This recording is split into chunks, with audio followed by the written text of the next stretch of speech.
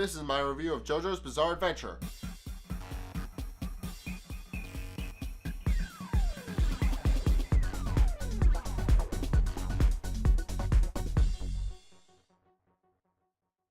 Okay, so you remember in the last episode when I said that Jojo blew Strizo away? Well, not surprisingly, he survived getting shot by a Tommy gun and was pretty pissed. And he tried to kill Jojo the same way he killed his grandfather, but unfortunately for Strizo and fortunately for Jojo, Jojo knew exactly what he was going to do, knew exactly how he was going to do it, and was able to predict the exact moment when it would happen, and planned exactly for this moment, having used the mirrors to reflect his image on a mirror wall so that he would confuse Strizo and realize that Strizo wouldn't be able to hit him.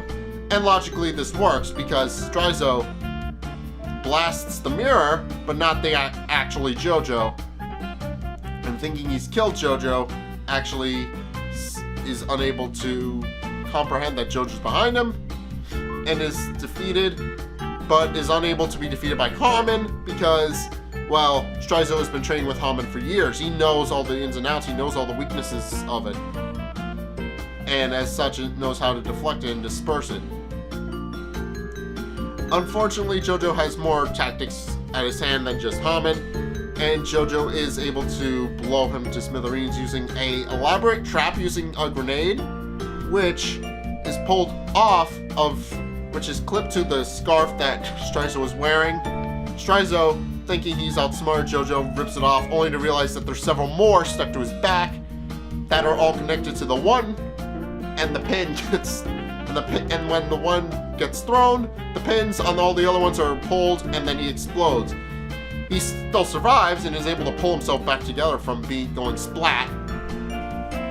And Jojo runs for the hills with Smokey in tow, while Strizo's legs regenerate.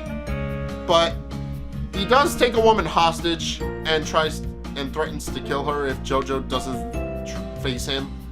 Jojo naturally tries to call his bluff and says some pretty nasty things about the woman in the process, which he does get his comeuppance for later.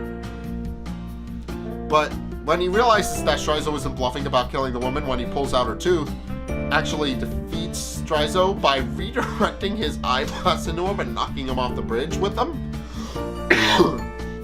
which causes Strizo to fall off the bridge. And Jojo saves him, but not before grilling him for information.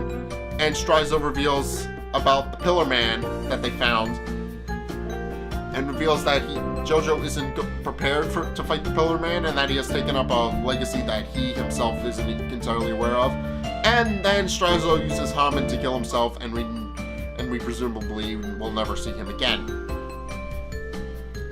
I mean, Strizo did ask for it, and he did kill him. And a suicide by his own hands was acceptable, because I think he knew he was a bad person and just wanted to prove that he could be the best. And then realizing that the Pillar Man is in Mexico, heads to Mexico to retrieve it. And it's here where we learn that Speedwagon actually survived the ordeal with Strizo and is being held by the German military, who have a base set up in South America in Mexico, and use Truth Serum to grill him for information about how the Pillar Man can be freed, and have actually extracted the Pillar Man from the temple in which he was held.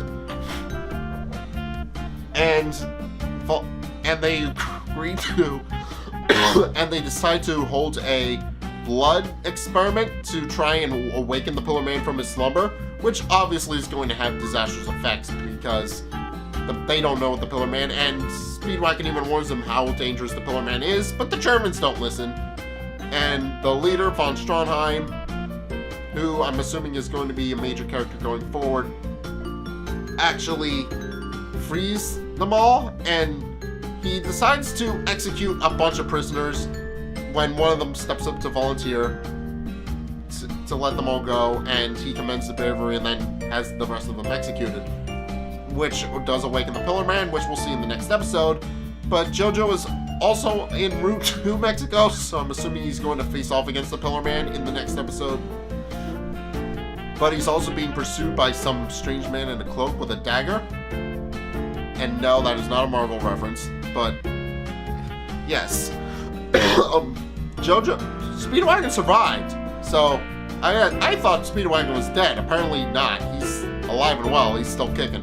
But, I mean, yeah, he's been taken prisoner by a bunch of Germans, which isn't too good, but he's alive and well-ish.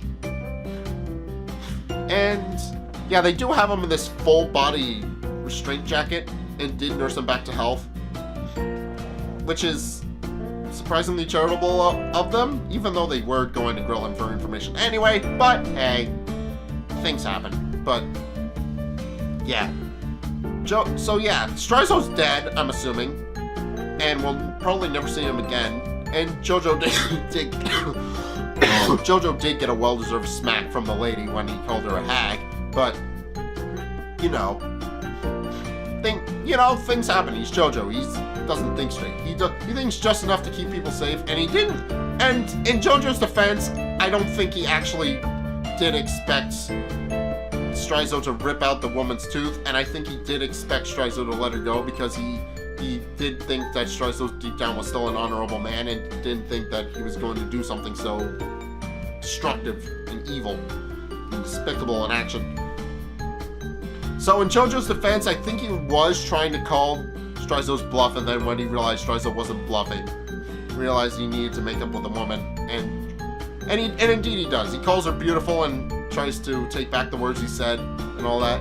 He technically forgets the words that ever happened, which is, I guess, a way of taking them back-ish. I mean, it's not exactly the most ethical way of doing it, but he does try. He tries to take his words back and try to make her feel better and feel more assured in his own messed up way, but he did try.